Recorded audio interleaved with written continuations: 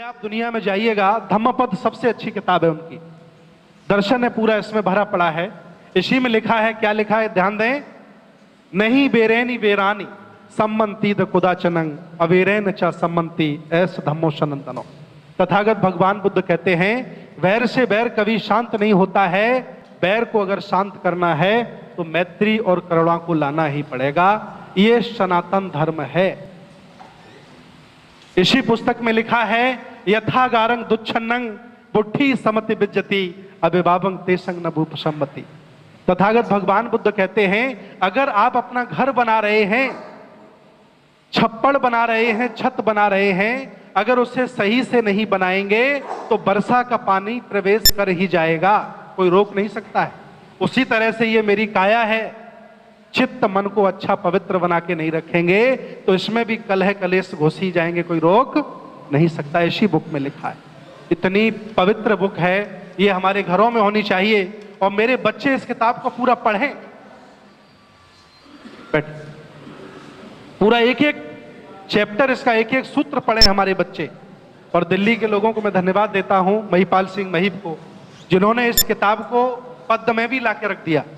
हालांकि वो गद्य में और पाली में तो पहले से थी, पद्य में भी उन्होंने ला के रखा है। और इस किताब को ताराराम ने बहुत बड़ा लिखा है, बहुत बड़े लेवल पर। तो मेरी गुजारिश है, निवेदन है आप लोगों से, आप लोग इस किताब को घर में लाएं और अपने बच्चों को जरूर पढ़ाएं, ठीक है। ये देखिए दर्शन है उनका। इसके बाद मैं उन लोगों का जिक्र करूंगा, चूंकि प्रेजेंटेशन बड़ा करेंगे तो बहुत लंबा समय लगेगा। ये राजा बिंबसार हैं। राजा बिंबसार ने भगवान बुद्ध से, सिद्धार्थ गौतम से कहा था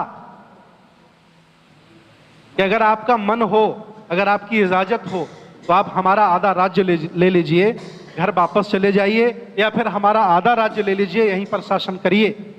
जब सिद्धार्थ बुद्ध नहीं हुए थे तो उन्होंने कहा था कि जब हम इतना बड़ा राज्य खुद छोड़ करके आए तो तुम्हारा क्यों लेंगे।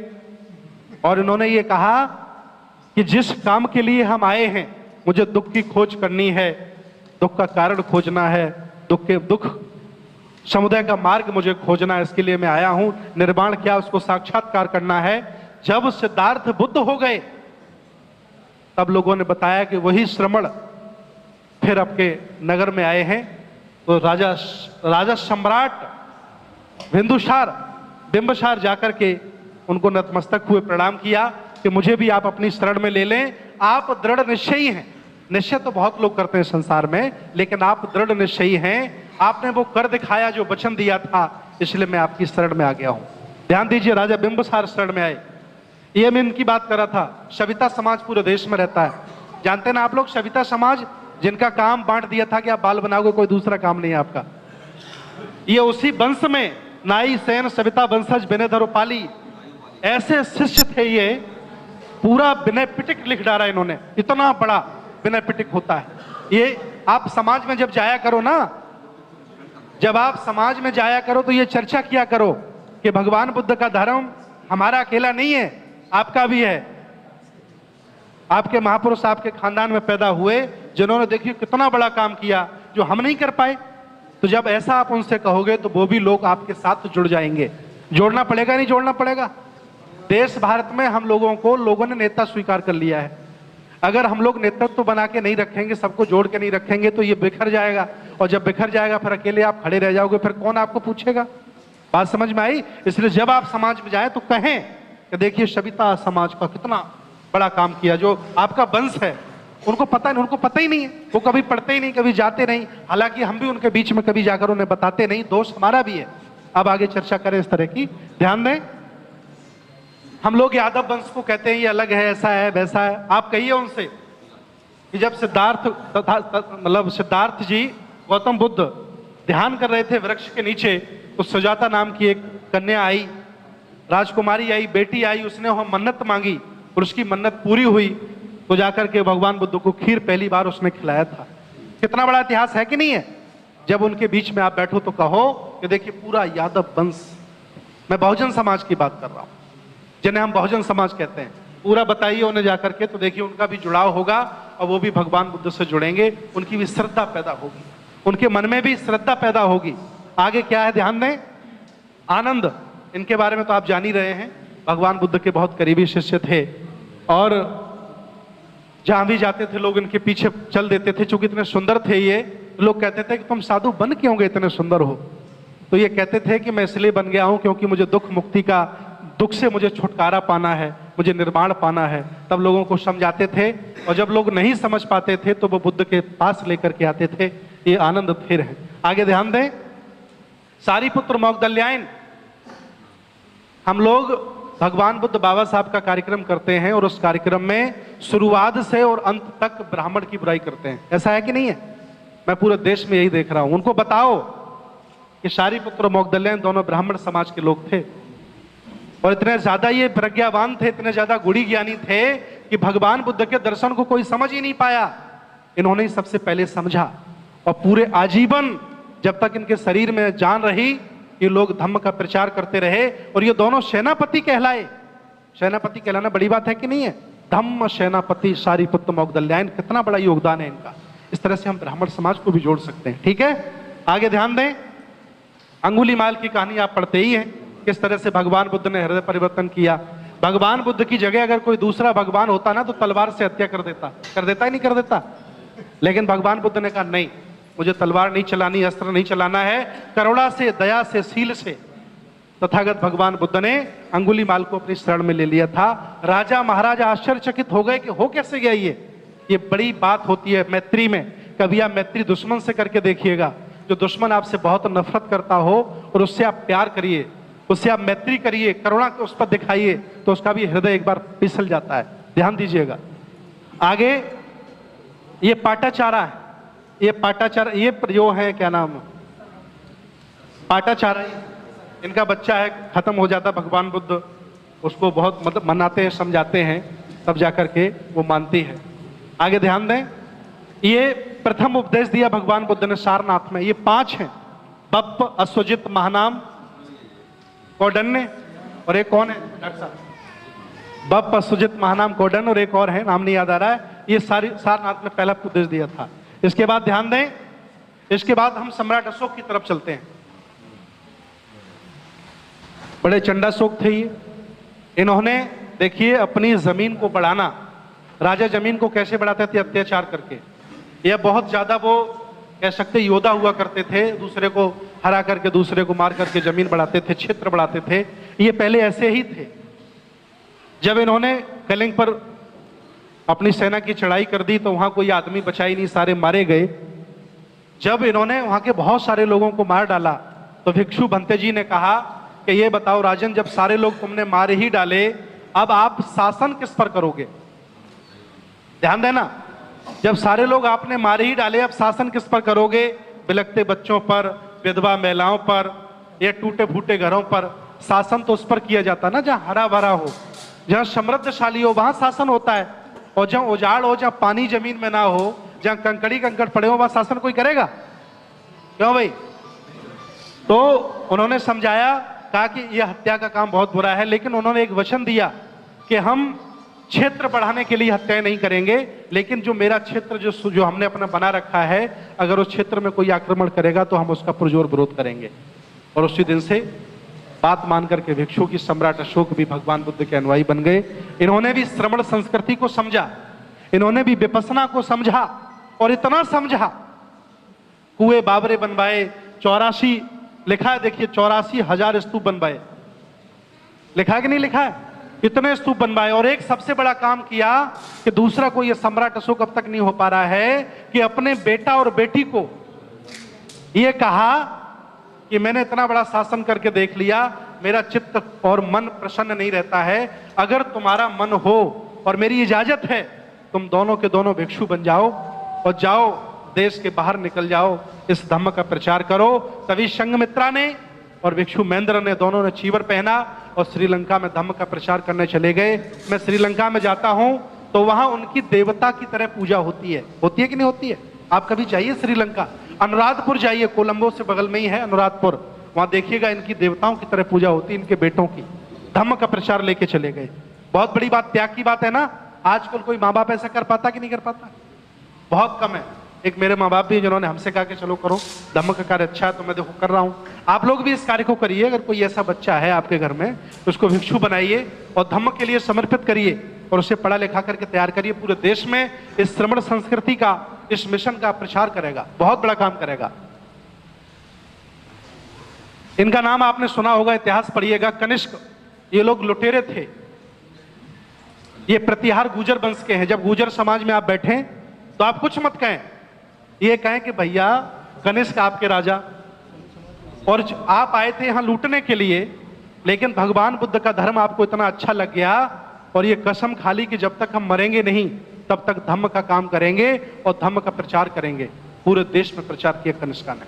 आप इतिहास उठा के देख लिए, सम्राट अशोक के जितने काम थे, हालांकि देश में क्या है कि एक मुख्यमंत्री काम करा जाता है, जब दूसरा मुख्यमंत्री बनता है तो उसके काम रुकवा देता है, ऐसा है कि नहीं है?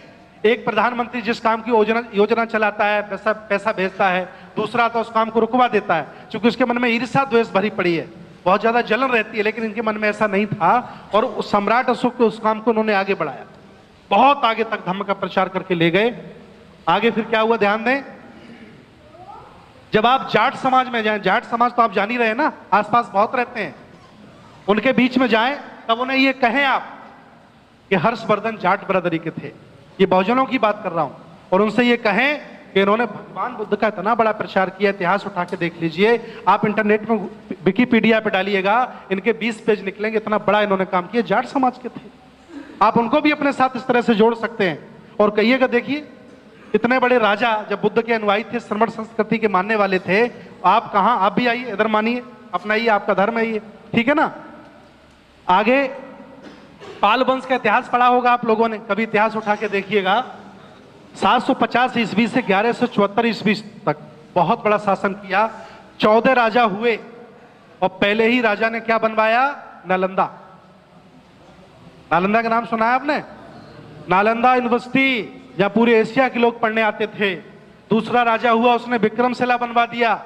तीसरा हुआ, उसने ओदंतपुरी बनवाई, और चौथा हुआ, उसने तक्षशिला बनवा दिया। और इस हम पाल समाज को, गडरिया समाज को अपने साथ जोड़ ही नहीं पा रहे हैं, उनको कभी बताते ही नहीं जाकर के। शुरुआत में जाकर के बुराई करने लगते हैं पंडित जी की, तो बेचारा वैसे ही उल जाता है वो, क्योंकि वो जहां जुड़ा हुआ है उसको प्रॉपर आप समझाएंगे नहीं तो वैसे ही उसको बुरा लगेगा। आप इस तरह से उसे समझाएं, पूरा इतिहास, राजाओं के नाम निकाल के ले जाएं कि देख पढ़ भैया, ये भेड़े चराने से काम नहीं चलेगा, देख राजा रहा है तू, उसे भी अपने साथ जोड़ने का काम करिए। और इन लोगों ने, मैं मानता हूं, इतिहास उठा के मैंने देखा है कि जितना पाल वंश का श्रमण संस्कृति पर ऋण है इतना किसी का नहीं है। नालंदा, ओदंतपुरी, विक्रमशिला और तक्षशिला, सारा भरण पोषण यही करते थे। इतना बड़ा काम किया इन्होंने, बहुत बड़ी बात है कि नहीं है यूनिवर्सिटियां चलाना। आगे ध्यान दें, ये देखिए मैं दिखा रहा हूं आपको, दृश्य दिखा रहा हूं, ये नालंदा का दृश्य है, जिसे कुछ लोगों के समझाने पर बख्तियार खिलजी ने इसमें आग लगा दी थी, और कहा जाता है कि आग 6 महीने तक जलती रही, इतनी ज्यादा किताबें थी उसमें। पढ़िए, विश्व गुरु का दर्जा दिलाया इस विश्वविद्यालय ने। आपके बात समझ में आ रही है ना बात? ये देखिए, विश्वविद्यालय का दर्जा दिलाया, बहुत बड़े लेवल पर। 1000 तो पढ़ाने वाले आचार्य हुआ करते थे, इतना बड़ा काम किया था। आगे ध्यान दें, विश्व गुरु को दर्जा दिलाने वाला तक्षशिला, ये इस समय पंजाब में चला गया है, पंजाब से भी और निकल गया आगे, ये पाकिस्तान में चला गया है। पहले पंजाब प्रांत में था, अब ये लाहौर के पास पाकिस्तान में चला गया, बंटवारे में। इसके बाद ये एक और बनाया विक्रमशिला, ये भी बहुत बड़ा विश्वविद्यालय बनाया पाल राजाओं ने, इसका भी बड़ा लंबा इतिहास है, ध्यान दें। इसके बाद देखिए ओदंतपुरी विश्वविद्यालय, ये राजा गोपाल के द्वारा ये भी स्थापित की गई पाल समाज के द्वारा। ये बहुत बड़ी यूनिवर्सिटी थी, इतिहास कितना बड़ा बनाया। आगे ध्यान दें, इसके बाद मेनांडर आया। मेनांडर राजा था ना, पढ़ा आपने? मिलिंद बहुत ज्ञानी था, बहुत घमंड था अपने आप पर कि मुझसे ज्यादा कोई ज्ञानी है नहीं। भिक्षुनांग सेन से एक बार भेंट हो गई तो उनका ज्ञान धरा का धरा रह गया, और वो भी अपने आप को शरणागत उपासक कह के पुकारने लगा। ये भिक्षुओं में दम थी भिक्षुनांग सेन ने। कभी मौका लगे तो मिलिंद प्रसन्न नाम की किताब पढ़िएगा तो आपको पता चलेगा कि दुनिया है क्या, दुनिया किसने बनाई, दुनिया चल कैसे रही है, दुनिया का चलाने वाला कौन है, इस दुनिया में अस्तित्व तो क्या है हमारा और तुम्हारा। ये सारे बहुत बड़ा कह सकते हैं कि डिस्कस है। आगे ध्यान दें, मैं इस समय बहुजन लोगों की बात कर रहा हूं। बहुजन आप समझ रहे हैं ना? बहुजन तो समझ रहे हैं, आप तो जान ही रहे सब बातें। ये देखिए एक चक्रवर्ती योद्धा, ये पासी समाज, ये उन्नाव हरदोई के पूरा चक्रवर्ती सम्राट हुआ करते थे उस जमाने के। ये पूरा राजा शातन पाशी है। इन लोगों को भी समझाने की जरूरत है। और ये भी बुद्ध के अनुयायी थे। मैं उसे भी बुद्ध का अनुयायी मानता हूं जो भगवान बुद्ध की व्यवस्था को नुकसान नहीं पहुंचाता है। मतलब एक तो प्रचार कर रहा है, वो तो है ही है, नुकसान नहीं पहुंचा रहा, वो भी बहुत बड़ा अनुयायी है। ठीक है ना? इन्होंने नुकसान नहीं पहुंचाया बल्कि बढ़ावा दिया। आगे ध्यान दें, आप कभी कर्नाटक जाइए, कर्नाटक में जाएंगे तो अब बसवन्ना नाम के एक संत पैदा हुए, बहुत अच्छे परिवार में पैदा हुए। इन्होंने जातिवाद का, वर्णवाद का, ऊंच नीच का और असमानता का विरोध किया। लिंगायत थे, जबकि लिंगायत, वहां लिंगायत मिलते हैं, यहां तो है ही नहीं। और इन्होंने बहुत बड़े लेवल पर समाज सुधार का काम किया। पूरे इतिहास में इनका नाम है। बैठ जाइए, बैठ। पूरे इतिहास में इनका नाम है। आप बसवन्ना कभी डाल के देखिएगा। और जब बड़े लेवल पर कर्नाटका में कोई कार्यक्रम होता है बहुजन समाज का, तो इनका चित्र लगाया जाता है बहुत बड़े लेवल पर। आगे ध्यान दें, इनको तो आप सभी जानते हैं ना, मसी कागज छुओ नहीं, कलम गही ना हाथ। कबीर साहब कहते मैंने जिंदगी में कभी कलम नहीं पकड़ी और कागज कभी छुआ नहीं। और देखिए उस व्यक्ति की प्रज्ञा, उन महापुरुषों का ज्ञान, उनका कह सकते प्रज्ञा उस लेवल की कि आज लोग उन पर पीएचडी कर रहे हैं। कर रहे हैं कि नहीं कर रहे हैं? अलगाव क्या है, मैं क्या बताना चाह रहा हूं, इसका उद्देश्य मेरा क्या है कि इस देश में बौद्ध अलग होते चले जा रहे हैं, कबीरपंथी अलग होते चले जा रहे हैं, रविदासी समाज के लोग अलग होते चले जा रहे हैं, और बैकवर्ड जैसे ज्योतिबा फुले के अनुयायी अलग होते चले जा रहे हैं। अगर इनमें जरा सी भी समझ आ जाए कि हम एक ही श्रृंखला के लोग हैं, हम में कुछ भी अलग अलग होने जैसा नहीं है। यह हो सकता है कि कबीर साहब दाढ़ी रखाते थे, माला पहनते थे, लेकिन इनकी जो अंदर की आवाज थी वो भगवान बुद्ध वाली निकलती थी, निकलती थी क्या भाई? जिस चीज का भगवान बुद्ध ने विरोध किया, खंडन किया, जो शिक्षा बुद्ध ने दी, वही शिक्षा इन्होंने आकर के दी। बस अंतर यही था कि माला जपते थे और कपड़े दाढ़ी रखते थे, भिक्षु नहीं थे, है ना? मैं तो बड़े गर्व से इन्हें भिक्षु ही मानता हूं। कुछ लोग ये कहते गलत आप बनते जी करते, लेकिन मैं करता हूं। ये लोग जो बांटने का काम कर रहे हैं, हालांकि कुछ लोग ज्ञानी हो गए हमारे ही समाज में पैदा, ये लोग बांटने का काम कर रहे हैं। और यही हमारे दुश्मन भी चाहते हैं कि हम बटे रहें। बात समझ में आ रही कि नहीं आ रही? जो हमारे दुश्मन है सामाजिक, राजनीतिक, धार्मिक, आर्थिक, वो ये चाहते हैं डॉक्टर साहब कि हम बटे रहें महापुरुषों के नाम पर, हम बटे रहें अपने रीति रिवाजों के नाम पर, हम बटे रहें ताकि वो आसानी से यहाँ के राजा महाराजा बने रहें। चाहते कि नहीं चाहते? लेकिन हम लोग समझदार लोग हैं, कबीर की बात हो तो बड़े हृदय से स्वीकार करें और उन्हें भी अपना माने। ज्यादा कट्टरता ला करके क्या होगा कि कबीर साहब बहुत खराब है, उन्होंने ये राम की बात की, उन्होंने, अरे ठीक है, अपने समाज के थे, उस लेवल पर वो नहीं समझ पाए, लेकिन उन्होंने समाज सुधार का कार्य किया, लोगों में चेतना पैदा की, लोगों को मांस खाने के लिए मना किया, लोगों को शराब पीने के लिए मना किया, लोगों को व्यभिचार करने के लिए मना किया। ये सारे काम जो बुद्ध ने बताए वही तो उन्होंने किए। आवाज आ रही है मेरी बात समझ में आ रही? किस किस कार्य हाथ उठा के बताओ। चलिए, धन्यवाद धन्यवाद। ये कबीर साहब हो गए ना, ध्यान दें। और कबीर के अनुयायी पूरे देश में हैं, ये हम लोग गलत फहमी में ना रहे। मैं केरल गया, कबीर का मठ मिला, मैं उड़ीसा गया, कबीर का मठ मिला, मैं चंडीगढ़ गया, वहां भी कबीर का मठ था, लखनऊ कबीर का मठ है, पटना कबीर का मठ है, बंगाल में कबीर का मठ है। बहुत बड़े लेवल पर इनके अनुयायी भी, उनको भी हम अपना भाई माने, उनसे हम लोग दुश्मनी ना करें, उन्हें अपने साथ जोड़ करके रखें। बात सही है ना? आगे ध्यान दें। रविदास, मैं सहारनपुर गया और मैंने जब ये संबोधन किया कि सदगुरु रविदास के चरणों में मैं अपना नतमस्तक करता हूं, तो वहां के रविदास जी बहुत प्रसन्न हुए और कहा कि आप पहले भंते जी हैं जिन्होंने ये बात की। नहीं तो भंते लोग तो गरिहाते रहते हैं इन्हें। मैंने कहा ऐसा होता है? ये तो बहुत गलत है। इतना बड़ा त्याग है आपका, इतना बड़ा, लोग गंगा नहाने जा रहे थे, कहा कि चलो, तो उन्होंने कहा नहीं, मन चंगा तो कटौती में गंगा। कितनी बड़ी बात है क्यों भाई? जिस बात को भगवान बुद्ध उस समय कह गए, आज उन्होंने भी कहा ना। जिस छुआछूत का विरोध भगवान बुद्ध ने किया, इन्होंने भी किया। असमानता के विरोध इन्होंने भी किया, ये भी हमारे हैं, ये हमारे वर्ग के, खानदान के। क्योंकि जब ये देश जातिवादी बना ही दिया, जिस जातिवाद के जंजाल से कुछ लोगों ने हमें बांटा है, उसी जातिवाद से हम फिर विजय पा सकते हैं, सबको जोड़कर। बात समझ में आई कि नहीं आई? उन्होंने तो बांटा था कि हम बटे रहेंगे, लेकिन हम बहुजन इकट्ठे हो जाएंगे, फिर ये क्या करेंगे? इसलिए इनको भी हम अपना माने, इनका पूरा सम्मान करें और इनके प्रति श्रद्धा रखें। जितने भी बौद्ध हैं हमारे, अगर कोई बौद्ध इनको श्रद्धा से सम्मान नहीं देता तो बौद्ध नहीं है, क्योंकि इन्होंने भी काम किया है। ये मत देखें कि इनकी चांद घुटी नहीं है, इनके हाथ में माला है, ये भंते जैसे नहीं है, कोई फर्क नहीं पड़ता है। इनकी अंदर की आवाज तो बुद्ध वाली है कि नहीं है? इसलिए ये भी हमारे हैं, इन्हें अपना माने, ठीक है ना? और जब ऐसा करेंगे तो देश में रविदासी बहुत पढ़ रहे हैं, बहुत इनके वचन गुरु ग्रंथ साहब में है। पूरा पंजाब में आप चले जाइए, मंगूराम चमार पैदा हुए थे, विदेश पढ़ने के लिए गए, और जब उन्हें पता चला कि हम अपने समाज का कल्याण कैसे करेंगे, उन्होंने भी विदेश भिजवाने का काम किया। तो आज कनाडा में उनके भेजे हुए लोग 18,000 लोग रहते। कितने रहते हैं? और जो 18,000 व्यक्ति कनाडा चला गया हो, वो यहाँ का अरबपति होगा कि नहीं होगा? यहाँ के पैसे में वहां के पैसे में 60 गुना अंतर है। कितना है?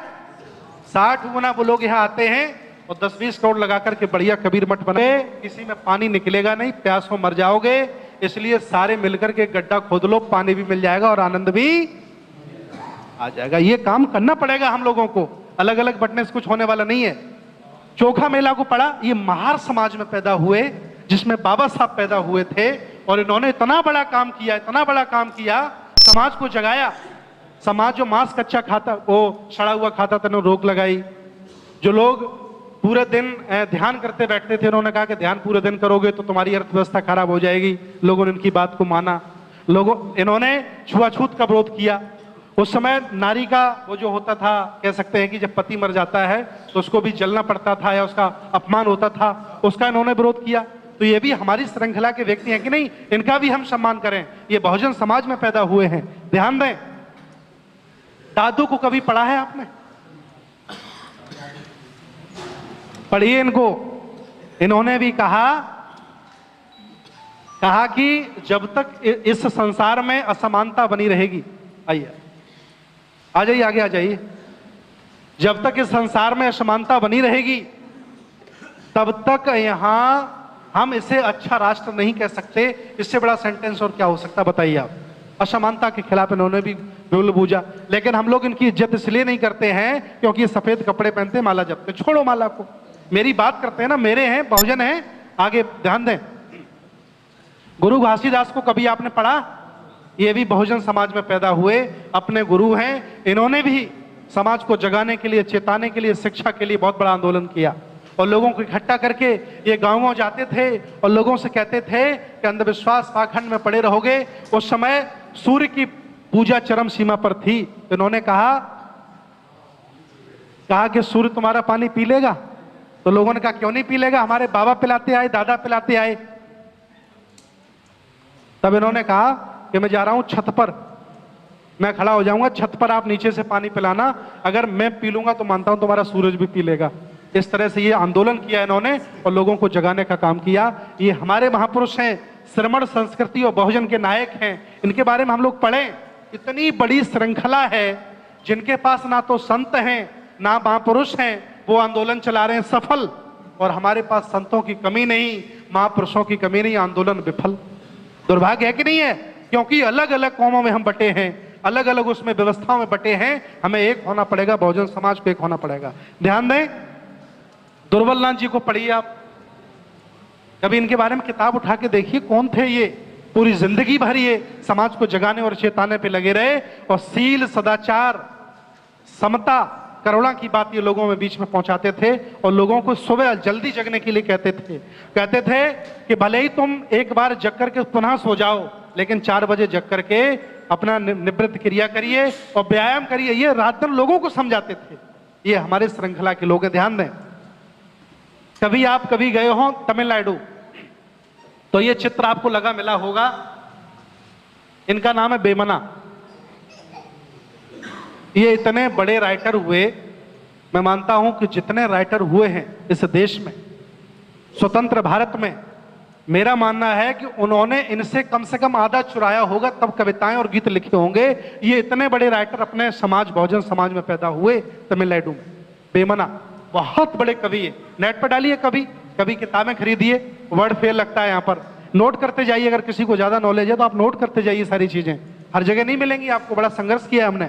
आगे ध्यान दें, गाडगे बाबा को तो आप जानते ही हैं। ये जाते थे और कहते थे कि मंदिर बनाओ, मुझे कोई दिक्कत नहीं है, लेकिन मंदिर में एक शीशा जरूर लगाओ। शीशा जब लगाओगे तो तुम्हारी शक्ल उसमें दिखाई देगी, तो तुम्हें लगेगा कि मुझे कुछ जिंदगी में अच्छा भला करना चाहिए। तो ये मंदिरों में शीशा लगवाते थे और कहते थे कि मूर्ति की जरूरत नहीं है, मूर्ति हमारी रक्षा नहीं करेगी, दीपक जलाइए और सीखिए कि दीपक स्वयं जलता है और दूसरों को उजाला देता है। ये गाडगे महाराज जी किया करते थे। ये हमारे बहुजन समाज में पैदा हुए हैं, इनसे हमें शिक्षा लेनी चाहिए नहीं लेनी चाहिए, बताइए? ये बहुजन समाज के संत हैं। देखिए, इनको तो आप जानते ही होंगे, केरल में धुमाल मचा दिया इन्होंने श्रमण संस्कृति का। पूरा केरला में इन्होंने धमाल मचा दिया। और देखिए, नारायणा गुरु जी ने पूरा जलवा कर दिया। पूरा आप जाइए कभी केरल में, जगह जगह जैसे यहाँ मठ मिलते हैं ना अन्य लोगों के, वैसे इनके मठ मिलेंगे। और इनकी शिक्षा बुद्ध पर आधारित थी। जो भगवान बुद्ध ने कहा वो इन्होंने कहा, लेकिन दुर्भाग्य से भिक्षु नहीं हो पाए, जान नहीं पाए। ये दाढ़ी रखाए रहे, अपना जैसे भी बने रहे, लेकिन बुद्ध की शिक्षा का प्रचार करते रहे।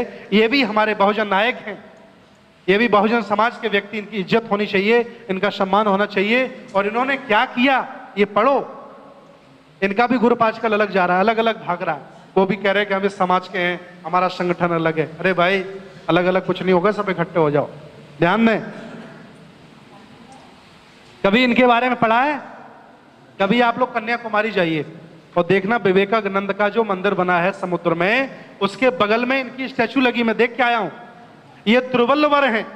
ये बहुत बड़े राइटर थे और बहुत बड़े आंदोलनकारी थे।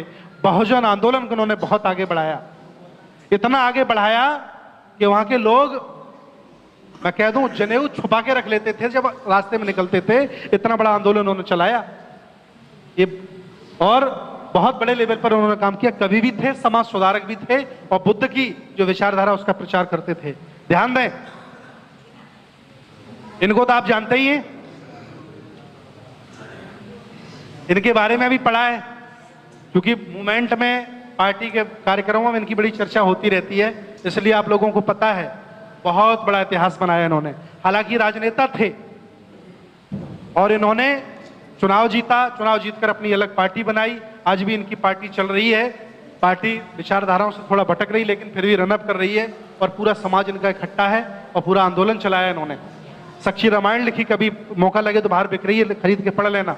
इन्होंने भी वही बात की जो 2500 वर्ष पहले भगवान बुद्ध ने बात की। इन्होंने कुछ अलग नहीं कहा, ये हमारे महापुरुष हैं। इसके बाद ज्योतिबा फुले आए। विद्या बिन मति गई, मति बिन गति गई, गति बिन नीति गई, नीति बिन गया वित्त, और वित्त बिन चरमराए शूद्र। ये अविद्या ने किया इतने अनर्थ। कितना बड़ा आंदोलन। एक दोस्त की शादी में जा रहे थे, शूद्र होने की वजह से कुछ वहां के तथाकथित लोगों ने शादी से बाहर निकलवा दिया कि शादी में शूद्र नहीं जा सकते हैं। उसी दिन इनके मन में स्वाभिमान की ज्वाला जग गई और श्रमण संस्कृति के प्रति लग गए। और दूसरी जो संस्कृति चल रही है देश में, उसके खिलाफ इन्होंने बिगुल फूंका। और देखिए, लोग दुनिया को सुधार लेते, लेकिन अपनी धर्मपत्नी को नहीं सुधार पाते हैं। लेकिन उन्होंने अपनी पत्नी को बिना पढ़ी लिखी थी, उनको पढ़ाया और पढ़ा लिखा करके लिखने लायक, पढ़ने लायक एज ए टीचर बनाया। स्वतंत्र भारत की वो पहली शिक्षिका बनी, भारत की पहली शिक्षिका बनी। इसके पहले पढ़ने का अधिकार नहीं था। और देखिए, पूरा इन्होंने कितना बड़ा आंदोलन किया। इनकी किताबें पढ़िए, इनका आंदोलन पढ़िए, पूरा इन्होंने समाज जगाने का काम किया। एक बार इन्होंने शूद्रों को अपने कुएं पे पानी पिला दिया। इनके भाई ने नाराज होकर इनकी खोपड़ी में लठ मार दिया, इनकी खोपड़ी फट गई। बेचारे 4-5 दिन तक रोते कराते रहे। बड़ा लंबा इलाज चला, तब ज्योतिबा फुले ठीक हुए। ये वो व्यक्ति हैं।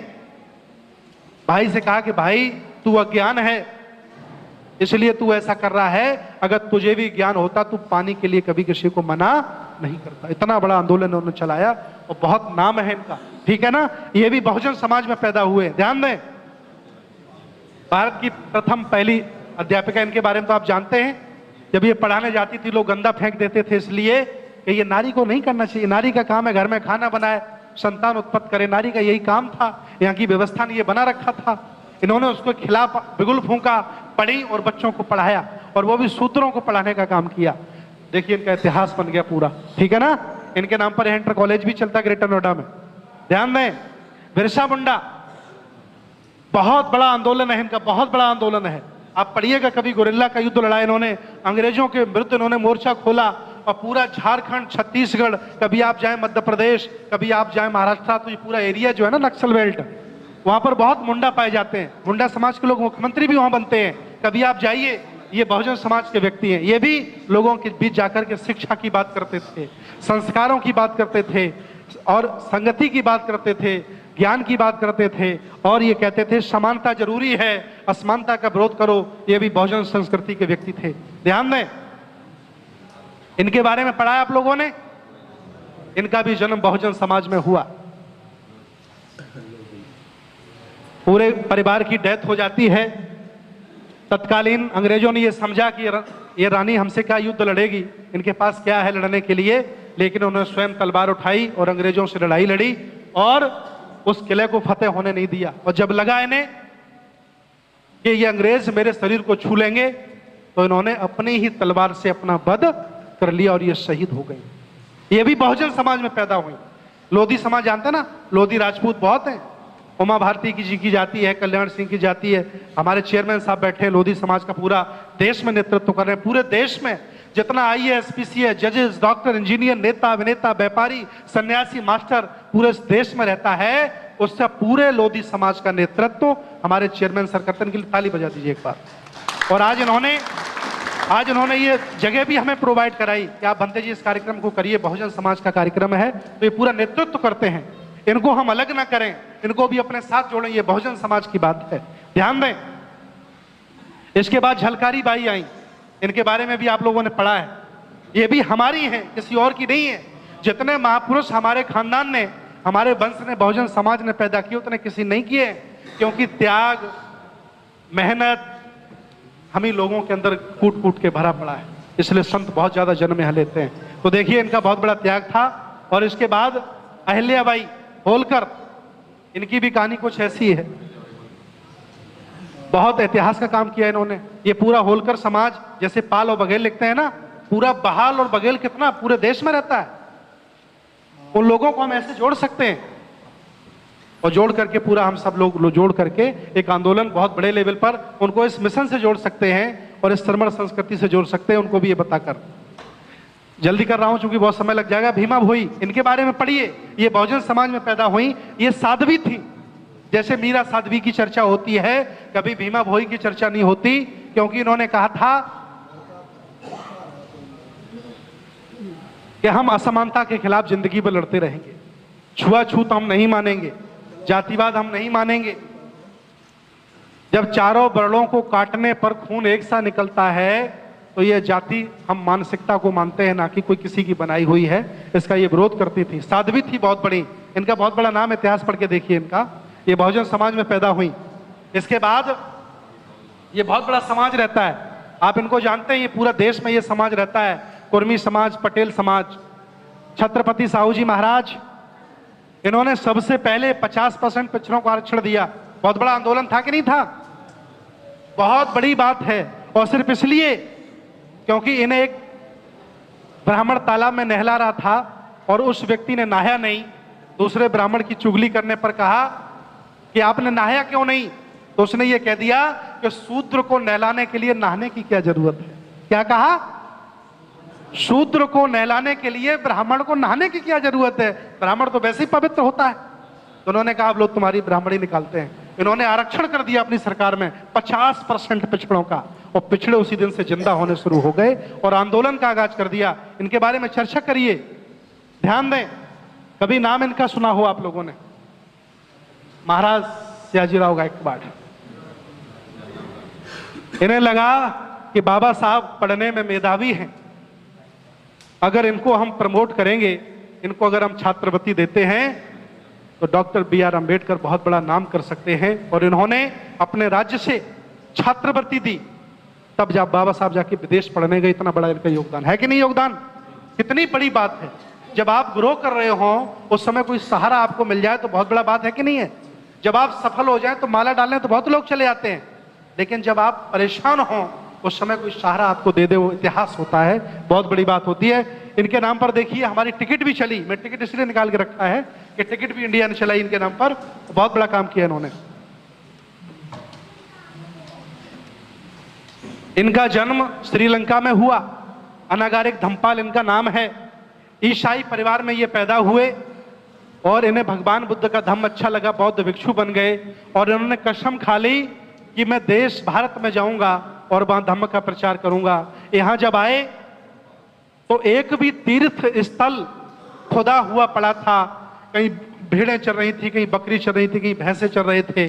चूंकि अंग्रेज यहां थे, अंग्रेजों से मिलकर, चूंकि अंग्रेज उत्खनन प्रेमी थे, खुदाई बहुत कराते थे, जहां भी उन्हें टीला मिल जाता था खुदाई कराते थे। और अंग्रेजों से मिलकर के इन्होंने कुशीनगर खुदवाया, अंग्रेजों से मिलकर बोधगया खुदवाया, वैशाली खुदवाई, सारनाथ खुदवाया और महाबोधि सोसाइटी बनाकर के पूरे देश में धम्म का कार्य किया। इनका नाम है अनागारिक धम्मपाल। पंसील का झंडा यही लेके आए, जापान में पंसील का पहली बार झंडा बना और अपने साथ लेके आए। हम लोग इतने दयालु होते हैं, अच्छे होते हैं, कहा कि नहीं मुझे कोई और झंडे की जरूरत नहीं है, आपने मुझे जगाया तो आप जैसा पंसील का झंडा लाए हो वैसा ही हम स्वीकार कर लेते हैं। और देश भारत के लोगों ने भी झंडा वो स्वीकार कर लिया, बाबा साहब ने भी स्वीकार किया। ध्यान दें, पंडित केदारनाथ पांडे आजमगढ़ में पैदा हुए, घुमक्कड़ थे ये, अभी पढ़ा होगा ना घुमक्कड़ जिज्ञासु अदाता, क्या है वो पाठ है आपके स्कूलों में आजकल चल रहा है। तो बौद्ध भिक्षु बन गए ये, और बौद्ध भिक्षु बनकर के इनका काम था घूमने का, कभी तिब्बत जाते, कभी हिमालय बैठ जाते, कभी चले जाते केरल में, कभी उड़ीसा, कभी श्रीनगर, ये पूरा देश घूमते और जहां जहां भगवान बुद्ध से रिलेटेड जो भी इन्हें मिल जाता उसको ये लिखने में लग जाते। इन्होंने अपने जीवन में 11 भाषाएं सीखी, पंडित केदारनाथ पांडे, और अपना नाम बदल करके बौद्ध भिक्षु राहल संस्कृतान बने। इन्होंने 80 किताबें लिखी। कितनी लिखी?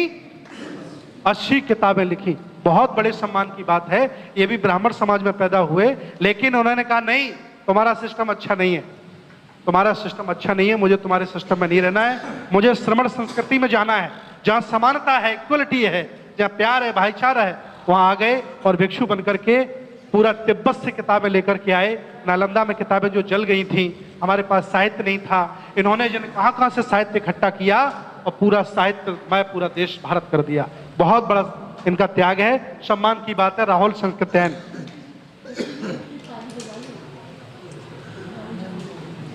ये बाबा साहब के पहले के बौद्ध भिक्षु हैं। बाबा साहब से कई बार भेंट हुई, इन्होंने किताबें भी लिखी अगर बाबा न होते। और बाबा साहब की जो किताब है बुद्धा एंड हिज धम्मा, क्योंकि बाबा साहब को हिंदी बहुत अच्छी नहीं आती थी, उनकी अंग्रेजी अंतर्राष्ट्रीय लेवल की थी, इसलिए उन्होंने किताब इंग्लिश में लिखी थी बुद्धा एंड हिज धम्मा। यही भंते जी हैं, इन्होंने उसका हिंदी में रूपांतर किया है जिसे आज हम पढ़ते हैं। बहुत बड़ी बात है कि नहीं है? बहुत काम किया इन्होंने, बहुत बड़े विद्वान थे, ये डॉक्टर थे, पीएचडी होल्डर थे। इन्होंने पूरे देश में धम्म का प्रचार किया। इन्हें वो जो भी जहां बुलाता था वहां जाते थे।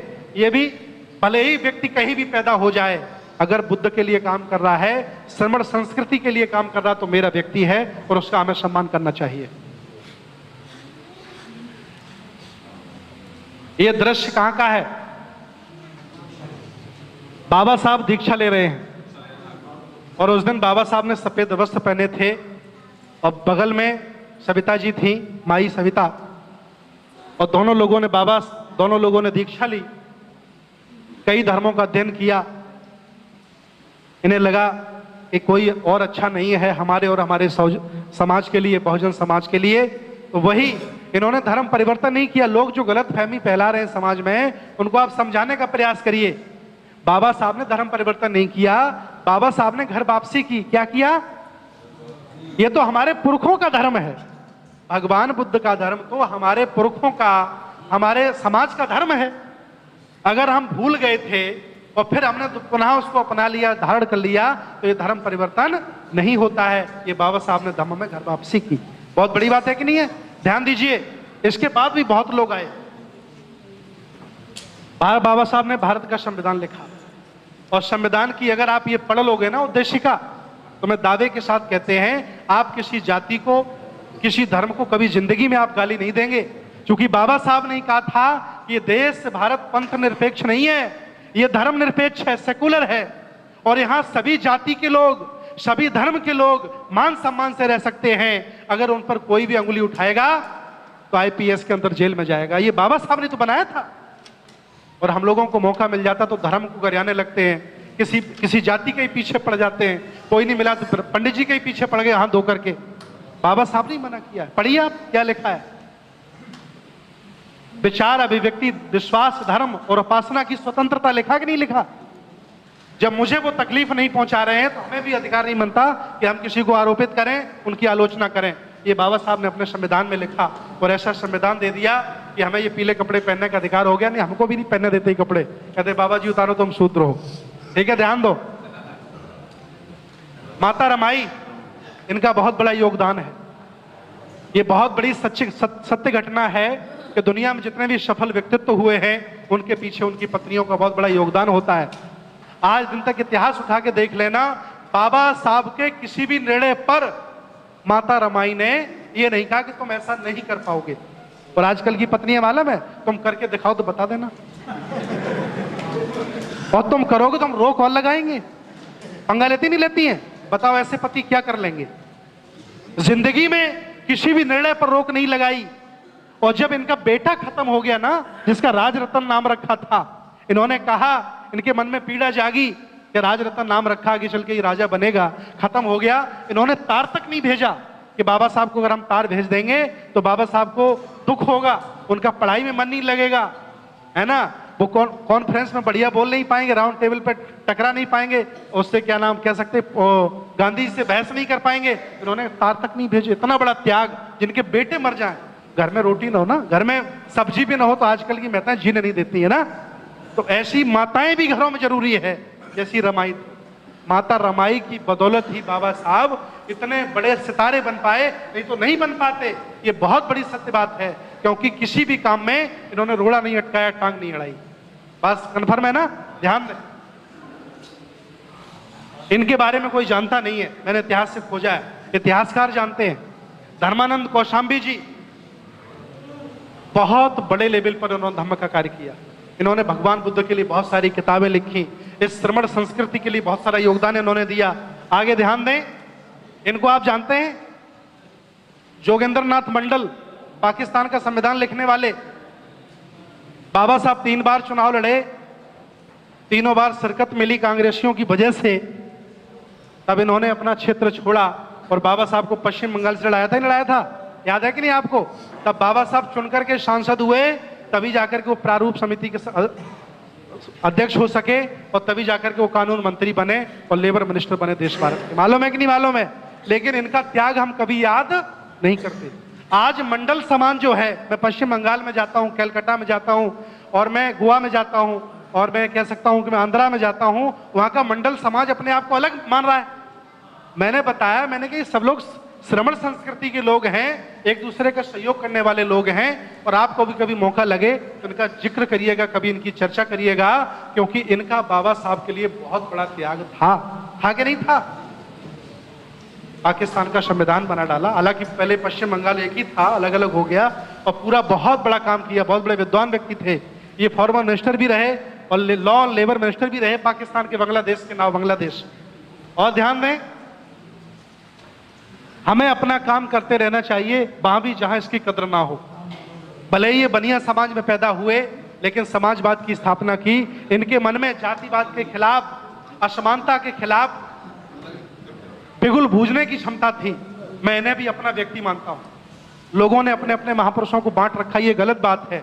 इनको भी आप सम्मान दें, ये बहुत बड़ी। इनको पढ़ा, मैंने जब इनको पढ़ा नहीं था तो मुझे लगता था कि माननीय मुलायम सिंह जी इनको उठाए घुमाते रहते हैं, लेकिन जब इनकी मैंने किताब पढ़ी मुझे लगा कि व्यक्ति वाकई ही विद्वान थे, बहुत बड़े लेवल के विद्वान थे, और बहुत बड़े समर्थक थे बाबा साहब के, बहुत बड़े समर्थक ही लोकतंत्र के हैं, बहुत बड़े विरोधी थे ये पूंजीवाद के, बहुत बड़े विरोधी थे ये आजकल खानदान की जो राजनीति चल रही है उसके खिलाफ थे ये। और उन्होंने समाजवाद की स्थापना की, ऐसा समाजवाद जहां सभी लोग चैन कुशल से रहें। इनको भी हम सम्मानित करें।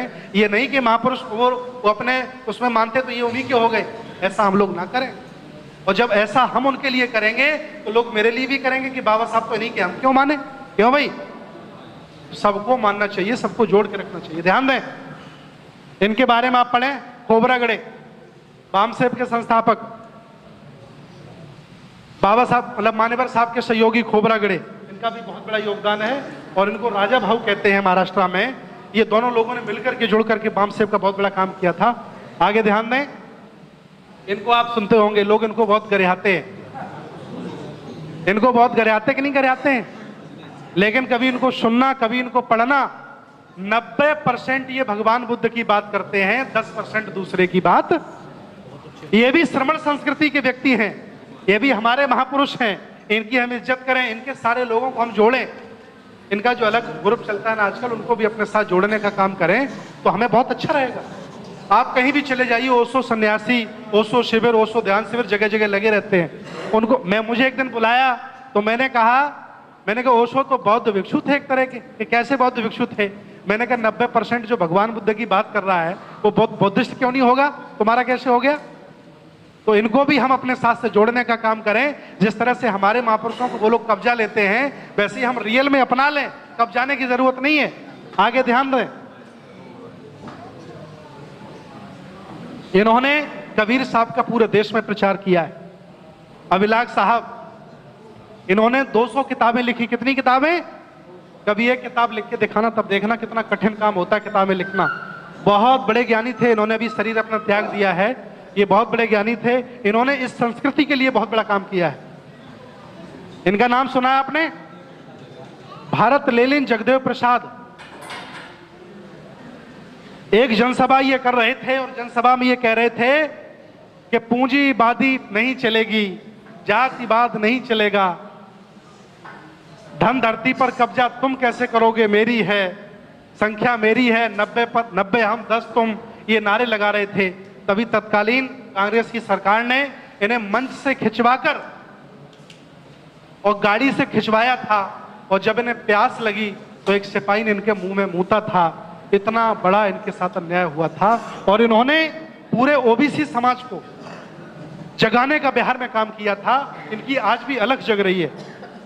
ये जगदेव प्रसाद जी हैं, भारत लेनिन, इनका कभी इतिहास पढ़ने का काम करिए। ये हमारी संस्कृति के व्यक्ति हैं, बिहार के हैं। इनका नाम पढ़ा है कभी आपने? माता दीन भंगी। ये भी देश भारत के लिए काम कर रहे थे।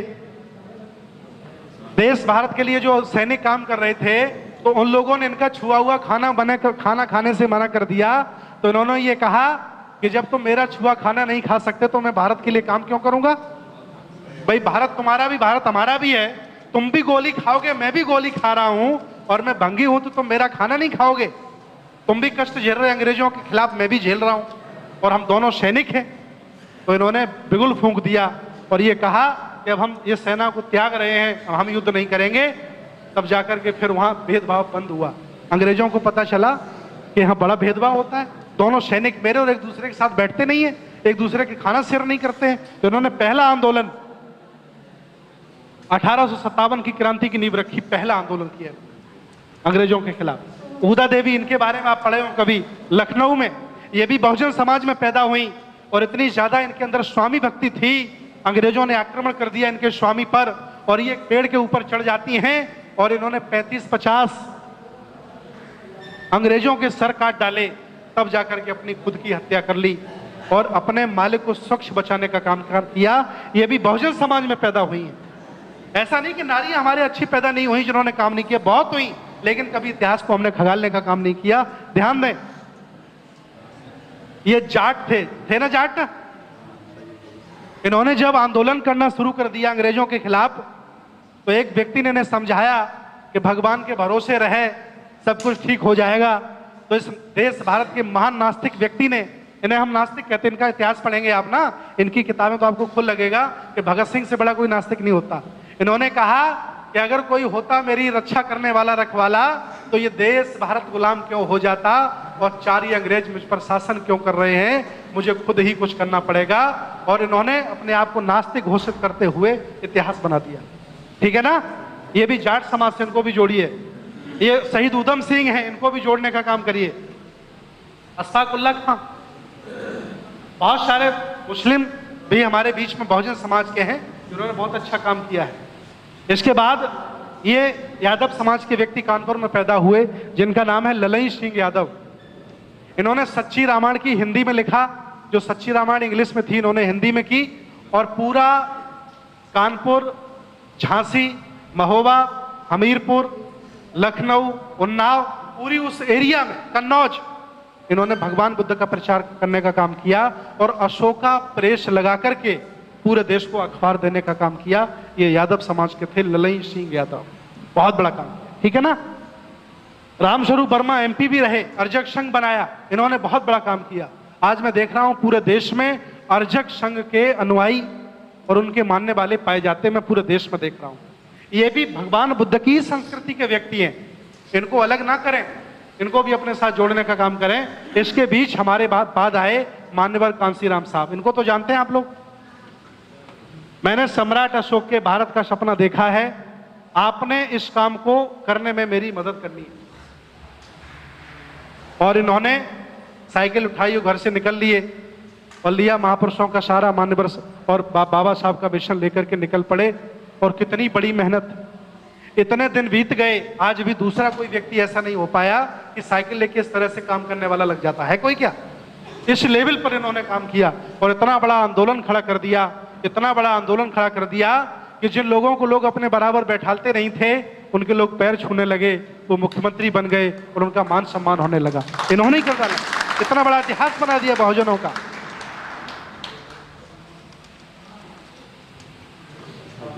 स्वतंत्र भारत का सबसे बड़ा साधु, हम लोग सम्मान इसलिए नहीं देते हैं कि मुसलमान हैं, लेकिन याद रखना इतना बड़ा काम किया इन्होंने, कितने बड़े बड़े पदों पे रहे, कितना धन कमाया होगा, कभी इकट्ठा नहीं किया धन, और जो कुछ हुआ वो अपनी ग्राम पंचायत को दे गए और संसार से विदा हो गए। और ये क्या कह गए, for great man religion is way of the making friend. छोटे लोग जो होते हैं ना वो धर्म को लड़ने का सामान समझते हैं, कितनी बड़ी बात कह गए। ये देश धर्म निरपेक्ष है कि जो छोटे लोग हैं ना वो धर्म को लड़ाई का सामान समझते हैं और जो बड़े लोग होते हैं ना उससे जिंदगी जीने का तरीका निकालते हैं। कितनी बड़ी बात कह गई, इनका सम्मान करिए, इनको भी अपने से जोड़िए, क्योंकि ये भगवान बुद्ध के और श्रमण संस्कृति के बहुत बड़े समर्थक थे। अगर ये भगवान बुद्ध के समर्थक ना होते तो ये भी अल्लाह ताला के भरोसे बैठे रहते, कभी मिसाल नहीं बनाते। कदम अच्छे वही उठाता है, इतिहास वही बनाता है जिसके मन में अदृश्य शक्ति के प्रति विश्वास खत्म हो जाता है, वही कुछ कर गुजरने की तमन्ना पैदा करता है।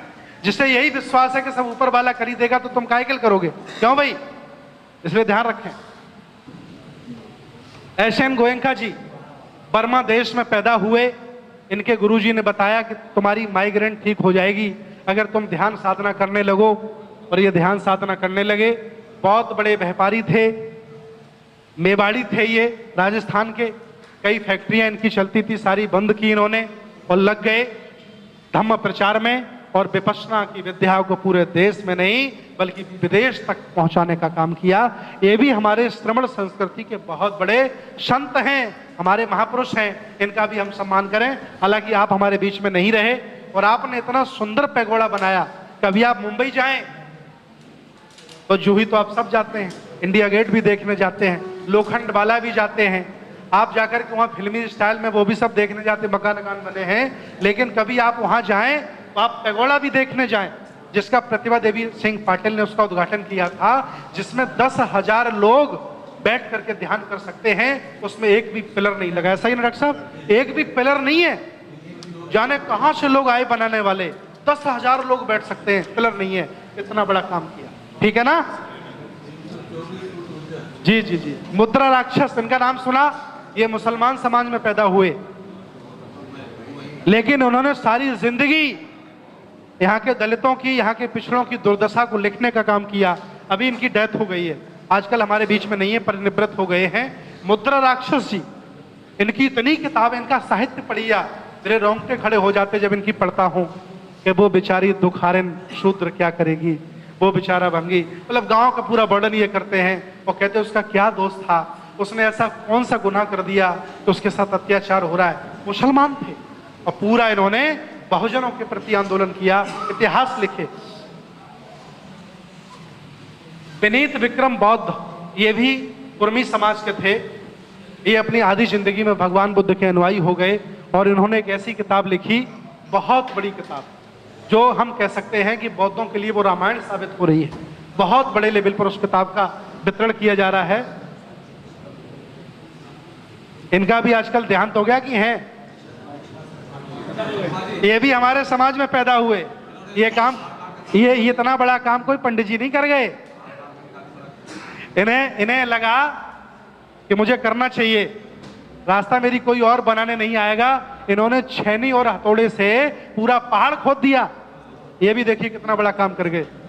ध्यान दें, इनको आप जानते हैं।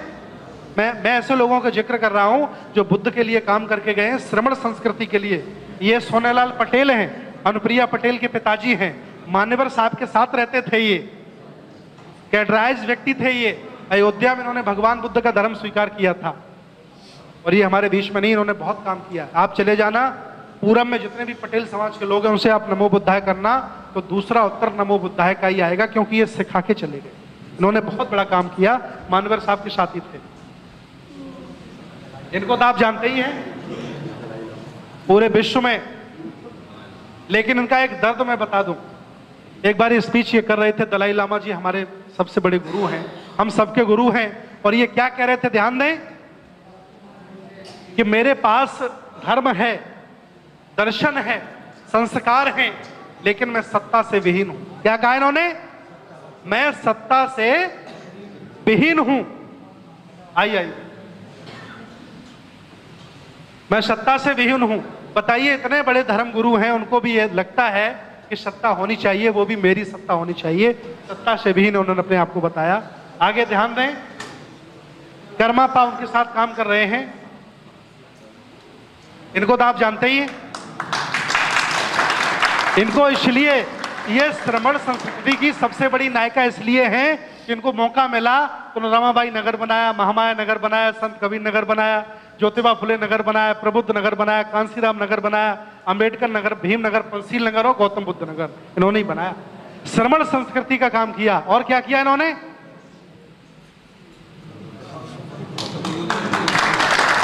पहले जो राजा महाराजा हमारे कर गए, उन्होंने मौका लगा तो उन्होंने ये काम करने का काम किया, बहुजनों के लिए काम करने का काम किया है। सरकारें तो आती जाती रहती, लोकतंत्र है, लेकिन याद वही किया जाता है जो सबके लिए और सार्वजनीन करके जाता है। इन्होंने ये काम किया। आप कभी जाइए लखनऊ तो ऐसा लगेगा कि आप जर्मनी, ऑस्ट्रेलिया, फ्रांस और पेरिस में आ गए जब यहां पहुंचोगे आप। इतना भव्य बुद्ध विहार बनाने का काम किया बहन जी ने। इसके बाद ध्यान दें, अभी हम फूल चढ़ा के आए बाबा साहब को 6 दिसंबर पर। यहां आप जाएंगे ना दिल्ली, तो इतना बड़ा काम किया है।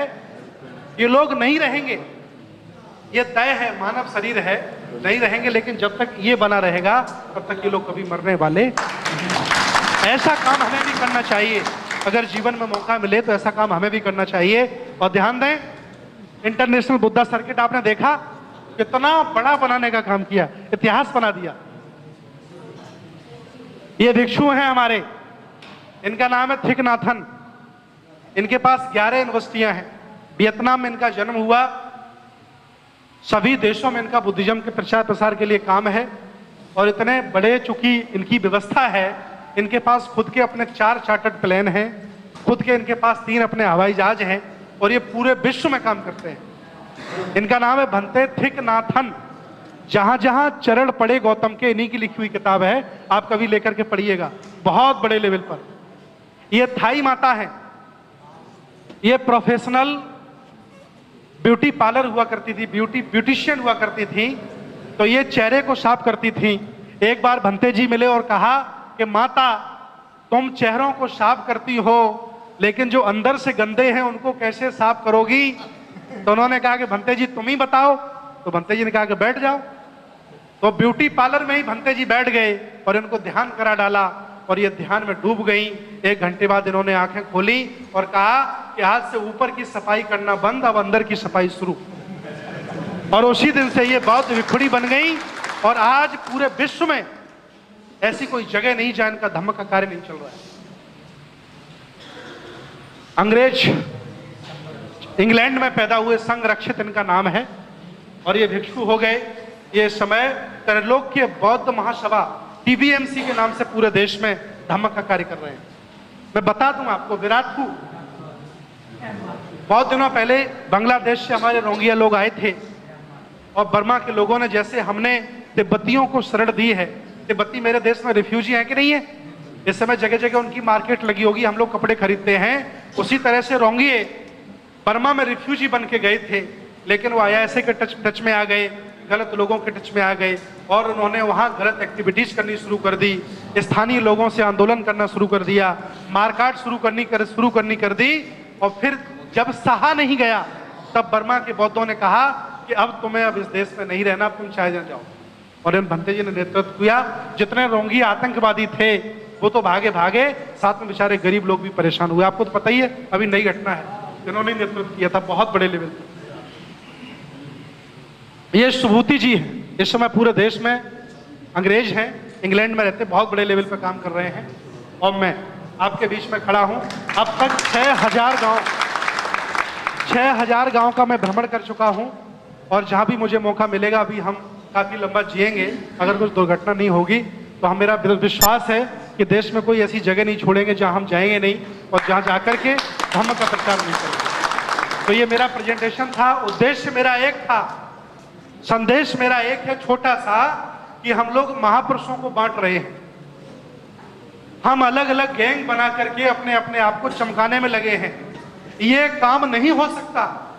हम सारे इकट्ठे हो जाएं और सभी महापुरुषों को मान करके इकट्ठे लग जाएं, तो हम लोग हुक्मरान भी बन सकते हैं, देश बौद्धमय भी हो सकता है, और हम लोग पुराने राजा महाराजा थे, फिर राजा महाराजा बन सकते हैं। अगर अलग अलग महापुरुषों की बांटते रहे तो कुछ भी नहीं होने। इस प्रेजेंटेशन से मेरा सिर्फ उद्देश्य इतना ही था कि हम सब बहुजन हैं, और बहुजन मिलकर के बहुत कर सकते हैं, और बहुजनों के पास न ज्ञान की कमी है, न इतिहास की कमी है, न महापुरुषों की कमी है। कमी तो है सब कुछ कर गुजरने की है, वो हम लोगों को करना है। बहुत बहुत धन्यवाद, बहुत बहुत साधुवाद।